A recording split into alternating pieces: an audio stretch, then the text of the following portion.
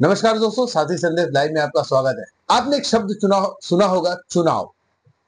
और एक शब्द ये भी है कि सिंधी समाज। इन दोनों का आपस में कोई मेल नहीं है।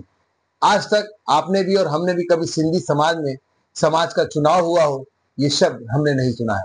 लेकिन आज वैशाली नगर श्री राम सिंधी पंचायत में चुनाव की स्थिति उत्पन्न हो गई है और समाज के एक कर्मठ कार्यकर्ता, जिन्होंने लगभग लगभग अपना सारा उम्र सिंधी समाज को ऊपर निछावर कर दिया। शख्स कोई भी हो, उसकी उम्र जो भी हो, जो इनके पास आया, जिन्होंने जो काम बोला वो काम बिल्कुल हुआ है और पूरी गारंटी के साथ हुआ है।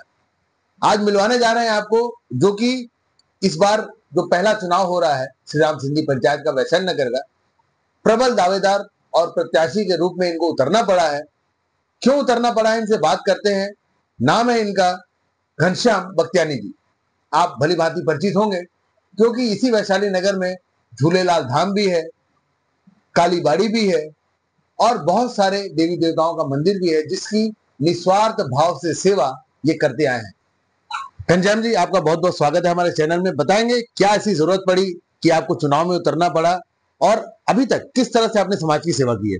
मैंने सेवा समाज की 45 सालों से कर रहा हूँ। मैं और मेरी साथी बराबर मंदिर में लगातार धार्मिक आयोजन कर रहे हैं, आगे भी करते रहेंगे। निरंतर झूलेलाल धाम में विकास मेरे साथियों ने मेरे साथ मिलकर किया। समाज में कुछ काम समाज के रुक गए थे, इसलिए मेरे को खड़ा होना पड़ा अध्यक्ष पद के लिए, ताकि समाज के रुके हुए काम सही रूप से निरंतर होते रहें। ये मेरी अपेक्षा है, मेरे साथियों की भी यही अपेक्षा है। घनश्याम जी, एक सवाल आपसे पूछना चाहेंगे। वैशाली नगर की जनता, सिंधी समाज जो वैशाली नगर में रहते हैं, सिर्फ घनश्याम बख्तियानी को ही वोट क्यों करेगी, ये बताएंगे। घनश्याम बख्तियानी को वोट अभी करने की स्थिति आ गई है, क्योंकि पिछले कुछ सालों से समाज में विकास कार्य नहीं हो रहे थे, राजनीतिक कार्यक्रम नहीं हो रहे थे। सिंधु भवन जो हमारा छोटा है, जंजर हो चुका है, उस पे भी पिछले कई सालों से उस पे भी कुछ ध्यान नहीं दिया जा रहा। इसलिए मुझे ये सोच मैंने अपनी रखी कि मुझे अगर अध्यक्ष बनाया जाए तो मैं ये बाकी काम, रुके हुए काम करूंगा। मैं और मेरे साथियों के साथ मिलकर ये काम करूंगा।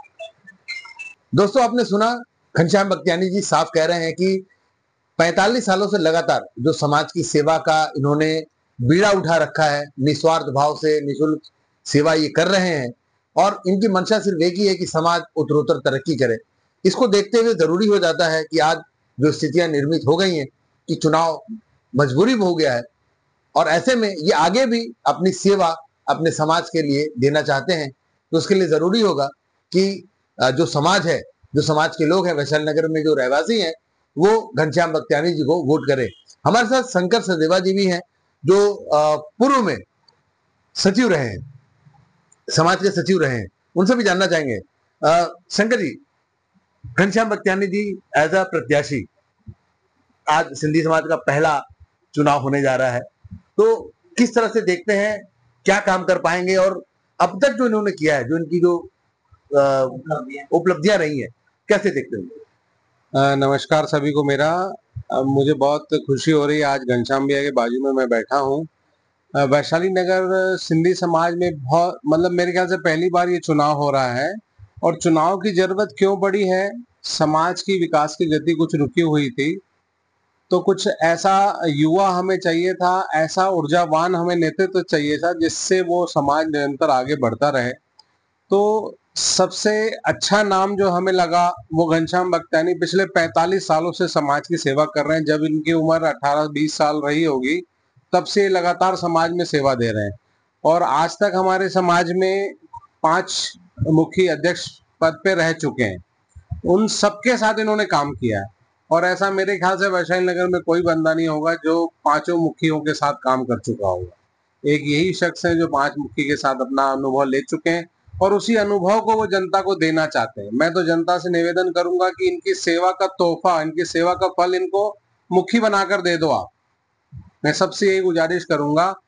और हर व्यक्ति से मैं ये बात करना चाहता हूं कि जरा सोचिए कि मंदिर में जो बड़े बड़े आयोजन होते हैं, चेटीचंड महोत्सव, गुरु नानक जयंती, उसकी इस भव्यता को कौन संभालता है? एक ही नाम है, वह घनश्याम भैया। मंदिर में विकास कार्य कौन करवा रहा है, किसके साथ करवा रहे हैं, अपन हमारा कौन नेतृत्व कर रहा है? एक ही नाम है, घनश्याम भैया। श्री राम सिंधी पंचायत की जो सदस्यता शुल्क की वसूली होती है, मतलब हम लोग घर घर से साल का एक अमाउंट लेते हैं, सदस्यता शुल्क बोलते हैं जिसे, उसको कलेक्शन कौन करता है? घनश्याम भैया करते हैं। उसका हिसाब किताब कौन रखता है? घनश्याम भैया रखते हैं। नवरात्रि का पर्व मंदिर में मनाया जाता है साल में 2 बार, और वो 9 दिन लगातार न कहीं अपने काम पे जाते हैं, हमेशा सुबह से शाम तक आपको मंदिर में दिखेंगे, रात तक। उस सारे आयोजनों की भव्यता में इनका बहुत बड़ी महत्वपूर्ण भूमिका है, और कोई भी इतनी सेवा नहीं देता है। गुरु नानक जयंती में सुबह 4 बजे उठ के प्रभात फेरी निकलती है। उस प्रभात फेरी का एक बहुत बड़ा मैसेज है, उसमें युवा, महिलाएं, समाज के पुरुष, सारे लोगों को लेकर ये चलते हैं। कोई नहीं कर पाता यहाँ पर। और जो मतलब दूसरे लोग बातें कर रहे हैं ना, इनके आगे कोई लगता ही नहीं है, इतनी सेवा इन्होंने समाज को दी है। तो समाज से मेरा यही निवेदन है कि बस उनकी सेवा का तोहफा जो है इनको मुखी बनाकर दे दें, तो फिर आप देखिए विकास कहाँ तक होता है, हमारा समाज कितना आगे जाता है।